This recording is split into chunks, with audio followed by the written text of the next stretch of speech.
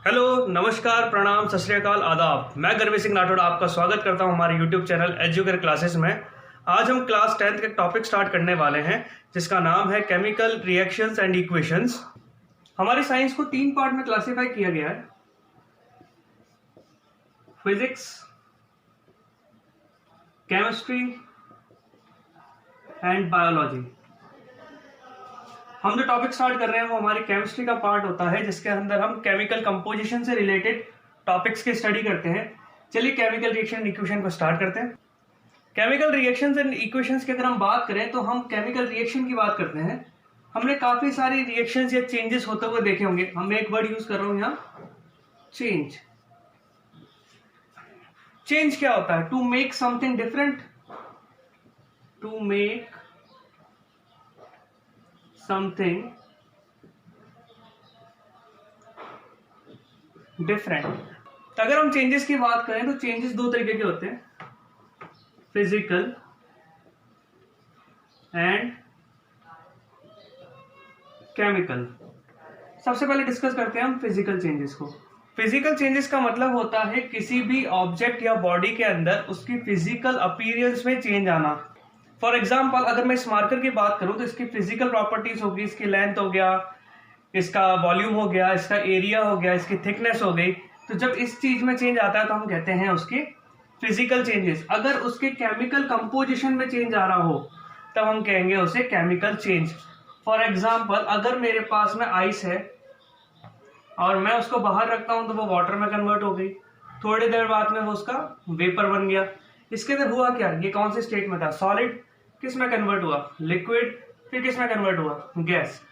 Solid to liquid convert हुआ, liquid to gas convert हुआ। तो ये चेंज कहलाएगा आपका फिजिकल चेंज।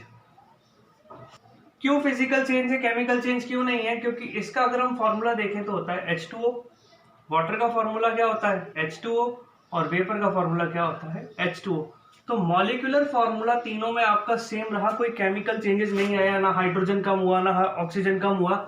अगर हाइड्रोजन या ऑक्सीजन का क्वांटिटी इंक्रीज करता है डिक्रीज करता, उस केस में हम कहते हैं ये केमिकल चेंज है। यहाँ पर तो कंपोजिशन वही है H2O, तो ये कहलाएगा आपका फिजिकल चेंज। ऐसे ही मेरे पास में एक आयरन की रॉड थी, मैंने उसको मेल्ट करा और मैंने उसको बना दिया एक स्पीयर। अब मैंने रॉड को किस में कन्वर्ट किया? स्पीयर में कन्वर्ट किया। तो उसके फिजिकल अपीयरेंस को कन्वर्ट कर दिया। ये कौन सी शेप थी? सिलेंड्रिकल शेप थी। इस शेप को किस में कन्वर्ट कर दिया? स्पीयर में कन्वर्ट कर दिया। तो यहां पे कौन सा चेंज हुआ है?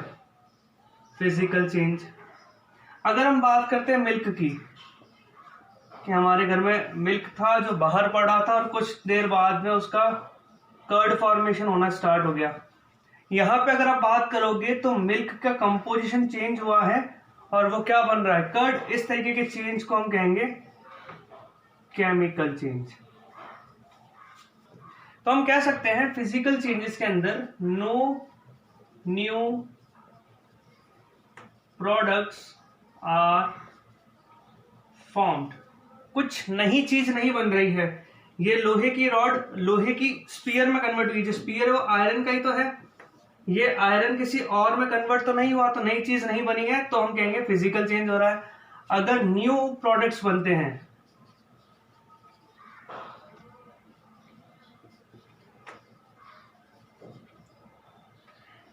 तो हम कहेंगे केमिकल चेंज है।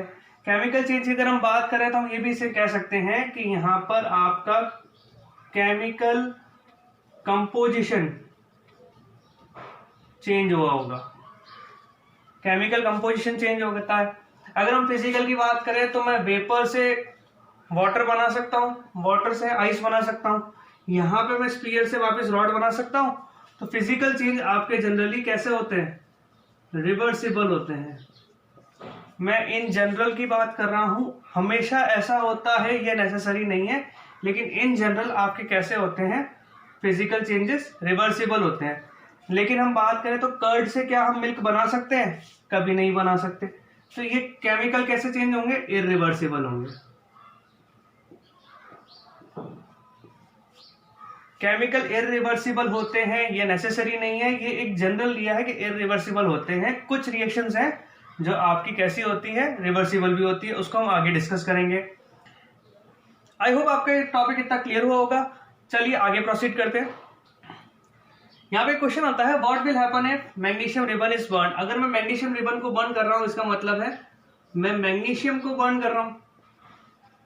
बर्न करने का मतलब होता है उसकी रिएक्शन ऑक्सीजन के साथ कराना, एयर के साथ कराना। तो यहां लिखते हैं हम ऑक्सीजन।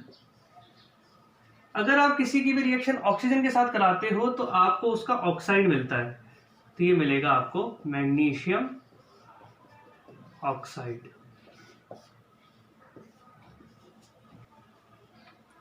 अभी हम जितनी भी रिएक्शंस देखेंगे वो सिर्फ हम किस में देखेंगे, वर्ड्स के फॉर्म में देखेंगे, सिंबल के फॉर्म में उसको रिप्रेजेंट करके बाद में डिस्कस करेंगे, क्योंकि वहां पे एक टॉपिक आएगा बैलेंसिंग।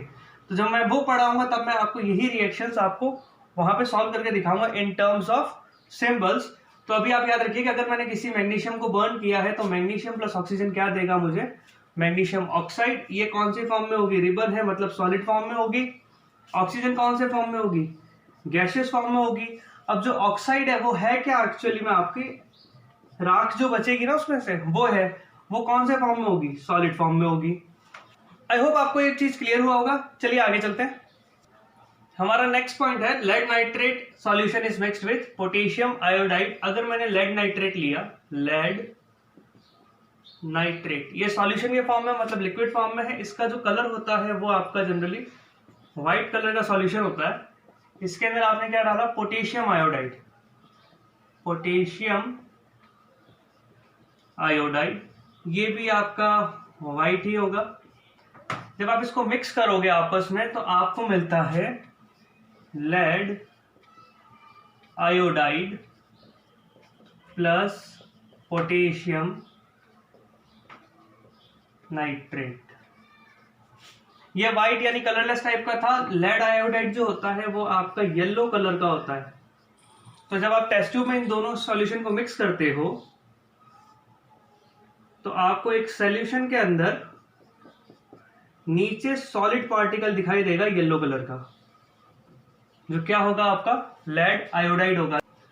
लेड नाइट्रेट और पोटेशियम आयोडाइड दोनों व्हाइट कलर के सॉल्यूशन है। जैसे ही आपने इसको मिक्स किया आपको एक येलो कलर का इनसॉल्यूबल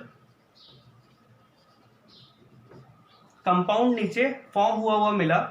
आई होप आपको ये चीज क्लियर हुई होगी। चलिए आगे चलते हैं। Zinc granules are dipped in dilute sulphuric acid. मैंने जिंक लिया और उसमें क्या डाल दिया, सल्फ्यूरिक एसिड। तो मुझे मिलेगा जिंक सल्फेट प्लस हाइड्रोजन, ये इन द फॉर्म ऑफ आपको गैस मिलेगी। तो यहां पे क्या हो रहा है, जैसे आप सल्फ्यूरिक एसिड में जिंक डाल रहे हो तो आपको एक कंपाउंड मिल रहा है और एक गैस इवॉल्व होती हुई महसूस हो रही है। आई होप आपको ये चीज क्लियर हुई होगी। चलिए आगे चलते हैं। नेक्स्ट है हमारा कैल्शियम ऑक्साइड इन वाटर। अगर हम कैल्शियम ऑक्साइड लेते हैं, कैल्शियम ऑक्साइड, और उसको वाटर में डालते हैं तो हमें मिलता है कैल्शियम हाइड्रोक्साइड प्लस हीट। हमने 4 केस पढ़े। पहले केस के अंदर हमने मैग्नीशियम को बर्न किया तो हमें मैग्नीशियम ऑक्साइड मिला। दूसरे केस के अंदर हमने लेड नाइट्रेट और पोटेशियम आयोडाइड को मिक्स किया था तो हमें येलो कलर का एक कंपाउंड मिला था, लेड आयोडाइड। तीसरे केस के अंदर हमने जिंक को सल्फ्यूरिक एसिड में डाला तो हमें एक कंपाउंड मिला था और हाइड्रोजन गैस मिली थी। इस केस के अंदर जैसे ही हमने कैल्शियम ऑक्साइड के अंदर वाटर डाला तो हमें कैल्शियम हाइड्रोक्साइड प्लस जो जिस वेसल के अंदर आप डालोगे वो कैसा हो जाएगा, गर्म हो जाएगा। ये 4 केस मैंने इसलिए बताए थे आपको क्योंकि जब भी आपकी कोई भी केमिकल रिएक्शन हो रही होती है तो आपको कुछ चेंजेस देखने को मिलते हैं। और वो चेंजेस क्या होते हैं, सबसे पहला होता है evolution of gas, evolution of gas. दूसरा होता है आपका चेंज इन टेम्परेचर, जैसे यहां पर टेम्परेचर इंक्रीज कर गया। तीसरा होता है आपका चेंज इन कलर, जैसे हमारा सेकंड एग्जांपल में हुआ था, येलो कलर का एक इनसॉल्युबल कंपाउंड फॉर्म हुआ था। तो आप वहां पे आपको क्या मिल सकता है, चेंज इन कलर मिल सकता है, चेंज इन टेम्परेचर मिल सकता है, एवोल्यूशन ऑफ गैस हो सकती है, या फिर हो सकता है change in state. Change in state के लिए भी आप ये वाला एग्जांपल देख सकते हो, जिसमें आपने मिक्स किया था तो आपको इनसॉल्युबल कंपाउंड मिला था। अब जो इनसॉल्युबल कंपाउंड था वो कैसे फॉर्म में होगा, सॉलिड फॉर्म में होगा, तभी तो इनसॉल्युबल है। तो जब हमने दो एक्वस कंपाउंड को मिक्स किया था तो हमें वहां पर एक सॉलिड फॉर्म मिला। तो ये स्टेट जो थी वो किस में कन्वर्ट होगी, सॉलिड के अंदर। साथ में आपका एक केमिकल रिएक्शन भी हो रही थी। तो किसी भी केमिकल रिएक्शन के अंदर आपको ये 4 चेंजेस देखने को मिल सकते हैं। आई होप आपको ये टॉपिक क्लियर हुआ होगा। चलिए फर्दर प्रोसीड करते हैं। हमारा नेक्स्ट टॉपिक है केमिकल इक्वेशंस। यहां पे एक वर्ड आ रहा है इक्वेशन, जो आप बहुत फेमिलियर हो गया मैथ्स के अंदर। इक्वेशन होता क्या है, आपके पास में एक लेफ्ट हैंड साइड पोर्शन होता है, एक राइट हैंड साइड पोर्शन होता है। उन दोनों के बीच में जब आप एक इक्वल टू का साइन लगाते हो तभी तो आप इसे इक्वेशन कहते हो। For example 2 + 3 = 5, 3 - 2 = 1, 3 × 2 is 6, 4 / 2 = 2। तो जब आप किसी को भी इक्वल टू के फॉर्म में लिखते हो, लेफ्ट हैंड साइड और राइट हैंड साइड के बीच में जब आप इक्वल टू लगाते हो तब आप उसे क्या कहते हो, इक्वेशन कहते हो। तो हम किसकी बात कर रहे हैं, केमिकल इक्वेशन की बात कर रहे हैं। तो केमिकल इक्वेशन की डेफिनेशन होती है, तो केमिकल इक्वेशन को हम डिफाइन कर सकते हैं, the mathematical representation of a chemical reaction followed by an arrow pointing towards products from reactants is called chemical equation। इस डेफिनेशन का मतलब है कि आप एक मैथमेटिकल रिप्रेजेंटेशन करोगे किसी भी केमिकल रिएक्शन का, जिसमें एक एरो पॉइंट करेगा प्रोडक्ट की तरफ, कहां से, रिएक्टेंट से। तो उसे आप क्या कहते हो, केमिकल इक्वेशन। जैसे कि ये ले लिया हमने रिएक्टेंट, यहां से एक एरो बनाया जो प्रोडक्ट की तरफ पॉइंट कर रहा है, तो इसे हम क्या कहेंगे, केमिकल इक्वेशन कहेंगे। अच्छा, मैंने यहाँ पे एक टर्म यूज किया है मैथमेटिकल रिप्रेजेंटेशन। मैथमेटिकल रिप्रेजेंटेशन का मतलब होता है टू यूज मैथमेटिकल ऑपरेटर्स। अब मैथमेटिकल ऑपरेटर्स कौन से हैं, ये वाले ऑपरेटर्स होते हैं, प्लस, माइनस, मल्टीप्लाई, डिवाइड। लेकिन यहाँ पे जो हम ऑपरेटर यूज करते हैं वो जनरली आपका होता है प्लस। तो यहाँ पर आप क्या करोगे, दो रिएक्टेंट को ऐड करोगे, एक एरो बनाओगे, और यहाँ पे अगर प्रोडक्ट है तो सिंगल बन रहा है तो सिंगल लिख दोगे, अगर मल्टीपल है तो एडिशन से आप उन्हें सेपरेट करोगे। इसको हम अभी डिटेल में डिस्कस करेंगे। आई होप आपको ये डेफिनेशन क्लियर हुई होगी। यहाँ पर हमने 2 टर्म लिया है, रिएक्टेंट और प्रोडक्ट। इसके बारे में हमने अभी तक कुछ डिस्कशन नहीं किया था। चलिए इसको डिफाइन करते हैं और समझते हैं कि रिएक्टेंट और प्रोडक्ट होते क्या हैं। सबसे पहले हम डिस्कस करते हैं रिएक्टेंट क्या होते हैं। रिएक्टेंट होते हैं दोज कंपाउंड्स और elements which take part in a chemical reaction. Product, those compounds which are formed as a result of a chemical reaction। अब जो रिएक्टेंट है उसको हमने कौन से साइड में ले रखा है, लेफ्ट हैंड साइड पे। प्रोडक्ट को कहाँ लेते हैं हम, राइट हैंड साइड में। तो ये हमेशा कहाँ आएंगे, लेफ्ट हैंड साइड, और ये हमेशा कहाँ आएंगे, right hand side. I hope आपको ये चीज क्लियर हुई होगी। चलिए इसको थोड़ा और डिस्कस करते हैं। अभी स्टार्टिंग में मैंने आपको कुछ एग्जांपल दिया था, magnesium plus oxygen arrow, magnesium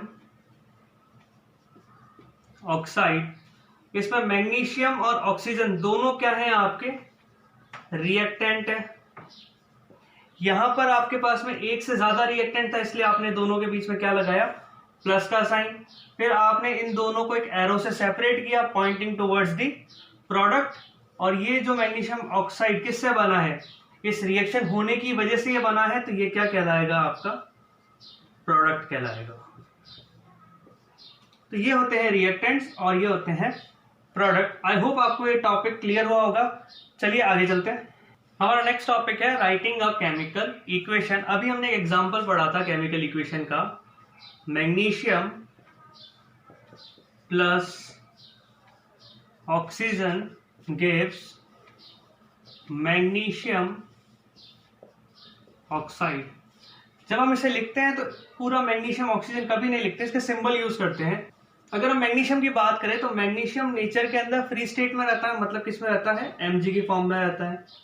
plus oxygen की बात करें तो ये गैस की फॉर्म में रहती है, O2 की फॉर्म में रहती है, O2। तो Mg प्लस O2 गिव्स, आपने क्लास 9 में पढ़ा होगा कि अगर आप मैग्नीशियम और ऑक्सीजन को रिएक्ट कराते हो, मैग्नीशियम की वैलेंसी है +2, ऑक्सीजन की वैलेंसी है -2, तो ये रेशियो हो गया 1:1 का। क्रॉस मल्टीप्लाई करोगे तो ये बनेगा MgO, तो ये बन गया आपका MgO। इस रिप्रेजेंटेशन को हम कहते हैं केमिकल इक्वेशन। अगर हम यहां पर देखें तो मैग्नीशियम के यहां पर कितने एटम है, एक एटम है। ऑक्सीजन के यहां पर कितने एटम है, 2 एटम है। यहां पर मैग्नीशियम के कितने एटम है, 1, और ऑक्सीजन के कितने हैं, 1। तो यहां पर ऑक्सीजन के 2 हैं और यहां पर 1 है, ये तो चलो इक्वल है, लेकिन जो ऑक्सीजन है वो यहां पर क्या हो गया, रिड्यूस हो गया। जब आप इस तरीके से लिखते हो जिसमें एटम या तो कम हो रहा हो या आपने ज्यादा लिख दिया हो, एक तरफ कम होगा तभी तो दूसरी तरफ ज्यादा होगा। यहाँ पर 2 है, यहाँ पर 1 है, मतलब प्रोडक्ट में 1 कम हो रहा है। अगर ऐसी कोई कंडीशन आती है उस केस में हम कहते हैं ये है आपकी अनबैलेंस्ड केमिकल इक्वेशन, या फिर आप इसे कह सकते हो स्केलेटल इक्वेशन। चलिए एक और एग्जांपल लेते हैं। अगर मैं लेता हूं कार्बन प्लस ऑक्सीजन, तो मुझे क्या मिलेगा, कार्बन डाई ऑक्साइड। CO2 क्या बनाएगा, CO2। ये कितना है, 1, ये कितना है, 2, ये कितना है, 1, ये कितना है, 2। यहाँ पे कार्बन 1 है, यहाँ पे कार्बन 1 है, यहाँ पर ऑक्सीजन 2 है, यहाँ पर ऑक्सीजन 2 है। जब आपके एटम्स लेफ्ट हैंड साइड पे और राइट हैंड साइड पे इक्वल होते हैं तब आप कहते हो बैलेंस्ड केमिकल इक्वेशन। अगर आपके एटम्स लेफ्ट हैंड साइड में और राइट हैंड साइड में इक्वल आ रहे हैं तब आप कहोगे बैलेंस्ड। और अगर आपके एटम्स, एलिमेंट्स के एटम्स अगर डिफरेंट हो जाते हैं, या तो रिड्यूस हो जाए या इंक्रीज हो जाए, कहां पर, प्रोडक्ट पर, तब आप उसे कहोगे अनबैलेंस्ड केमिकल इक्वेशन या स्केलेटल इक्वेशन। आई होप आपको इतना टॉपिक क्लियर हुआ होगा। चलिए आगे प्रोसीड करते हैं। हमारा नेक्स्ट टॉपिक है balanced chemical equation. Balanced chemical equation क्या होती है, those equations in which number of atoms of elements are equal on both sides of a chemical reaction is called balanced chemical equation. Balance chemical equation क्या होती है, वो equation जिसके अंदर elements के जो एटम्स हैं वो लेफ्ट हैंड साइड में और राइट हैंड साइड में अगर इक्वल आएंगे तब आप इसे कहोगे बैलेंस्ड केमिकल इक्वेशन। जैसे कि C+O2 क्या दे रहा है आपको, CO2। तो यहाँ पे कार्बन का एक एटम है, यहाँ पे कार्बन का एक एटम है, यहाँ ऑक्सीजन के 2 एटम है, यहाँ पे ऑक्सीजन के 2 एटम है, तब ये कहलाती है balanced chemical equation. I hope आपको इतना क्लियर हो चुका होगा। यहाँ पर एक question exam point of view से बहुत इंपॉर्टेंट बनता है और वो क्वेश्चन आता है आपका, what is balanced chemical equation, why it is needed to be balanced. ये जो क्वेश्चन है आपका इस चैप्टर से इस टॉपिक के लिए बहुत इंपॉर्टेंट बनता है कि बैलेंस केमिकल इक्वेशन क्या होती है और उसे बैलेंस करना क्यों जरूरी है। तो बैलेंस केमिकल इक्वेशन क्या होती है वो तो हमने पढ़ लिया कि भाई अगर एलिमेंट्स के एटम्स लेफ्ट हैंड साइड पर और राइट हैंड साइड पर इक्वल होंगे तब हम उसे क्या कहेंगे, बैलेंस केमिकल इक्वेशन कहेंगे। अब इसे बैलेंस करना क्यों जरूरी है, चलिए उसको डिस्कस करते हैं।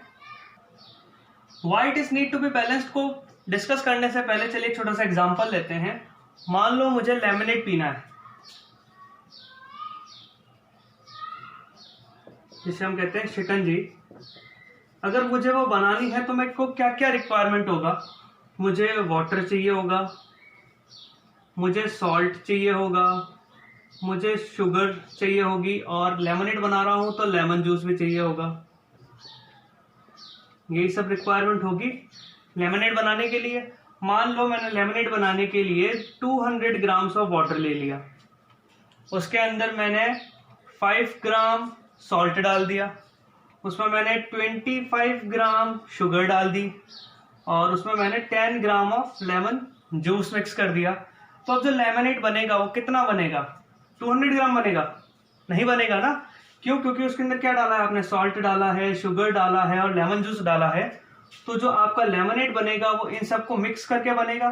तो कितना बनेगा वो, अगर हम इसे ऐड करते हैं तो कितना हो जाएगा, 5 + 5 10, 2 + 1 3 + 1 4 240 ग्राम। तो जो हमारा लेमनेड बनेगा वो कितना बनेगा, 240 ग्राम बनेगा, ना कि 200 ग्राम। तो यहां पर क्या लगाया हमने, conservation of mass, conservation of mass लगाया ना हमने कि मास can neither be created nor be destroyed. तो अगर हम केमिकल रिएक्शन की बात करते हैं तो यहां पे भी कौन सा लॉ लगेगा, law of conservation of mass by law of conservation of mass, mass can neither be created nor be destroyed in a chemical reaction, hence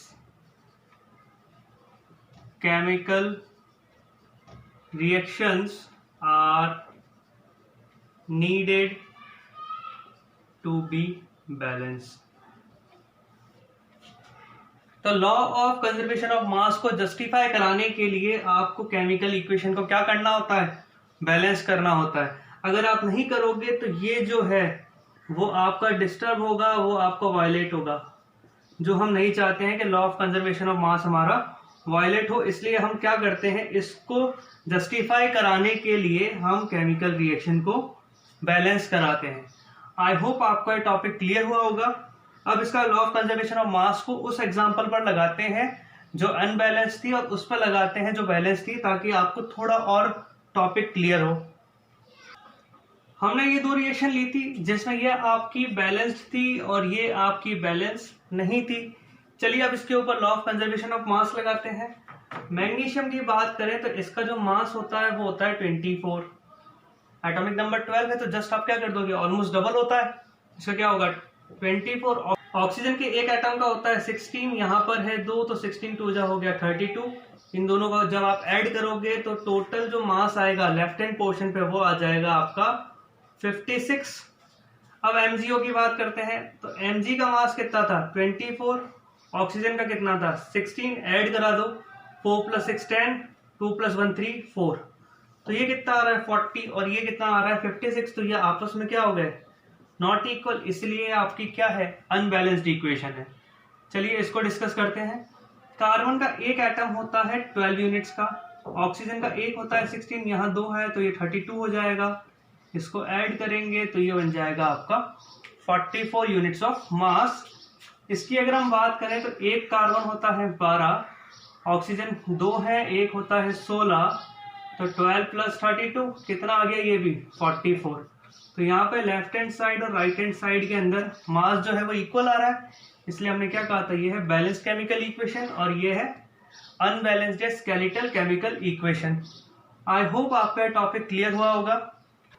हमारा नेक्स्ट टॉपिक है how to balance a chemical equation. तो हमारी equation थी वो थी Mg plus O2 gives MgO। मैं यहाँ पर आपको बैलेंस करने के 2 तरीके सिखाऊंगा। सबसे पहले तो जो आपकी बुक में है हिट एंड ट्रायल मेथड,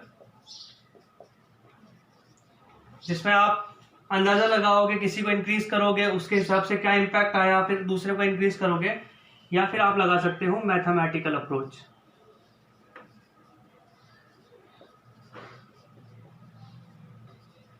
जो भी आपको कन्वीनियंट लगे वो अप्रोच आप यूज करना और आप इक्वेशन को बैलेंस कर सकते हो। हम हिट एंड ट्रायल यहाँ पे लगा के देखते हैं और फिर हम मैथमेटिकल अप्रोच देखेंगे। तो अगर आप यहाँ देखें तो हमारे पास में है क्या, हमारे पास में मैग्नीशियम है और ऑक्सीजन है, रिएक्टेंट और प्रोडक्ट दोनों में। भाई मैग्नीशियम यहाँ पे भी है, मैग्नीशियम यहाँ पे भी है, ऑक्सीजन यहाँ पर है, ऑक्सीजन यहाँ पर है, तो मैग्नीशियम और ऑक्सीजन तो है हमारे पास में। यहाँ मैग्नीशियम कितना है 1, यहाँ मैग्नीशियम कितना है 1, यहाँ ऑक्सीजन कितना है 2, यहाँ ऑक्सीजन कितना है 1। आप जब भी कोई भी नंबर लगाओगे वो हमेशा आपके आगे की तरफ लगेगा। ऐसा नहीं कर सकते यहाँ 2 करना था तो आपने ये कर दिया MgO2, ये आपका गलत हो जाएगा। आप जो भी नंबर प्लेस करोगे वो आप उसको फ्रंट पे प्लेस करोगे। अगर हम यहाँ पे बात करें तो ये तो बैलेंस दिख रहा है, ये बैलेंस नहीं है, तो हम ऐसा कर सकते हैं 1 को 2 कैसे बनाए, 1 को 2 बनाने के लिए इसको 2 से मल्टीप्लाई कर सकते हैं। तो इस पूरे को, क्योंकि ये कंबाइंड फॉर्म में है ना, इसलिए हम इसको डिस्टर्ब नहीं करेंगे। हमने क्या करा 2 यहां लगा दिया। जैसे ही 2 हमने यहां लगाया तो ये तो इक्वल हो गए, लेकिन यहाँ पे मैग्नीशियम अब कितना हो गया है 2 हो गया है। पहले कितना था 1, अब कितना हो गया 2। रिएक्टेंट में कितना है 1, तो आपने क्या करा इसको भी इंटू 2 कर दिया। तो जैसे इंटू 2 किया ये हो गया आपका 2Mg plus O2 gives 2MgO। Reaction क्या बन गई आपकी 2Mg plus O2 gives 2MgO। अब आप चाहो तो law of conservation of mass से भी चेक कर सकते हो, नहीं तो एटम्स को काउंट भी कर सकते हो। मैग्नीशियम के आगे 2 लग रहा है, मतलब मैग्नीशियम कितने हैं 2। मैग्नीशियम के आगे 2 लग रहा है, इसका मतलब है मैग्नीशियम 2, मैग्नीशियम 2, मैग्नीशियम 2। O2 से मल्टीप्लाई हो रहा है, मतलब O कितने हैं हमारे पास में 2, और ये जो 2 है वो O से भी मल्टीप्लाई हो रहा है, तो यहाँ पर भी ऑक्सीजन कितना हो जाएंगे 2। नंबर ऑफ एटम्स इक्वल हो गए, तो रिएक्शन क्या हो गई, बैलेंस हो गई। आई होप आपको ये टॉपिक क्लियर हुआ होगा। आज का सेशन हम यहीं एंड करेंगे। नेक्स्ट सेशन के अंदर हम इन्हीं टॉपिक्स को थोड़े डिटेल में डिस्कस करेंगे, हिट एंड ट्रायल भी लगाएंगे, हम मैथमेटिकल अप्रोचेस भी अप्लाई करेंगे और उससे रिलेटेड कुछ और एग्जांपल्स करेंगे, ताकि आपकी प्रैक्टिस हो जाए हिट एंड ट्रायल या मैथमेटिकल अप्रोच पे। फिर जो आपको कन्वीनियंट लगता है आप वो यूज कर सकते हैं। अगर आपको हमारी वीडियो पसंद आई है तो वीडियो को लाइक करें, शेयर करें और हाँ, चैनल को सब्सक्राइब करें ताकि आपको हमारी अपडेट्स मिलती रहे। Thank you.